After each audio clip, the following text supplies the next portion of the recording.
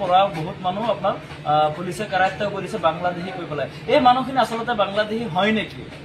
আজি আমি জানিব পাৰিছো যে বহুতৰে কাৰোবাৰ হাইকোৰ্টত কেছ চলি আছে, কাৰোবাৰ সুপ্ৰিম কোৰ্টত কেছ চলি আছে, আৰু এই মানুহখিনি সদায় নিজৰ থানাত গৈ পেলাই হাজিৰা দি আছিলে। এই মানুহখিনিয়ে আজি যদি হাইকোৰ্টৰ পৰা বা সুপ্ৰিম কোৰ্টৰ পৰা যদি কিবা অৰ্ডাৰ আহিছে বা নটিফিকেশ্যন আহিছে যে এই মানুহখিনিক ৰাতিটোৰ ভিতৰত কাৰায়ত্ব কৰিব লাগিব, তেনেকুৱা যদি কিবা নিৰ্ধাৰণ আছে নেকি? গতিকে আমি ভাবিছো যেন সম্পূৰ্ণ ৰাজনৈতিকভাৱে যেনেকৈ মানুহক হাৰাশাস্তি কৰা হৈছিল ঠিক একেই পন্থা পুনৰবাৰ কৰা হৈ আছে। গতিকে আমি আহ্বান জনাইছো যে এই মানুহখিনি আচলতে প্ৰকৃততে ভাৰতীয় নাগৰিক।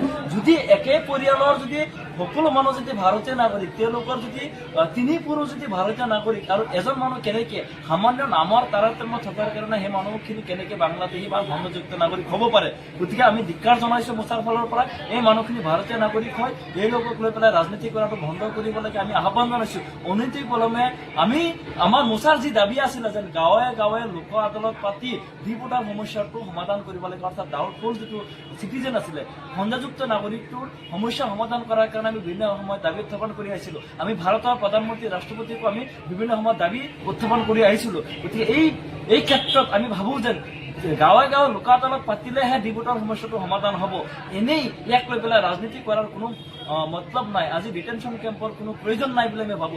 যদি এওঁলোক প্ৰকৃততে ভাৰতীয় নাগৰিক হয় তাৰ কাৰণে জবাব কোনে দিব? আৰু যদি বিদেশী হয় আমাৰ কোনো ক'বলগীয়া নাই। যদি সংজ্ঞাযুক্ত নাগৰিক বা বাংলাদেশী হয় আপোনালোকৰ হাতত যদি কোনো তথ্য আছে আপোনালোকে ৰাজহুৱা কৰক, আৰু এই মানুহখিনিক ডিটেনশ্যন কেম্পত নাৰাখি বাংলাদেশত আপোনালোকে পঠাই দিয়ক, তাত আমাৰ কোনো আপত্তি নাই।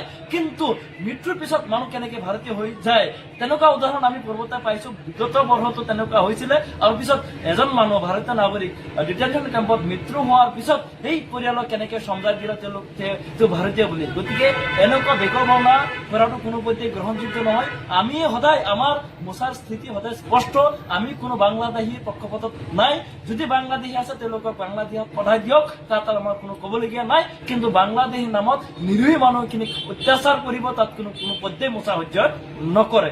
দৰকাৰ হয় আমি গণতান্ত্ৰিক প্ৰক্ৰিয়াৰে আমি আন্দোলন কৰি যাবলৈ বাধ্য হ'ম। নামত ভাৰতীয় নাগৰিকক হাৰাশাস্তি কৰাটো নতুন কথা নহয়। আজি ইতিমধ্যে আপোনালোকে দেখা পাইছে যে যোৱা ৰাতি অসমৰ বিভিন্ন প্ৰান্তৰ পৰা বহুত মানুহ আপোনাৰ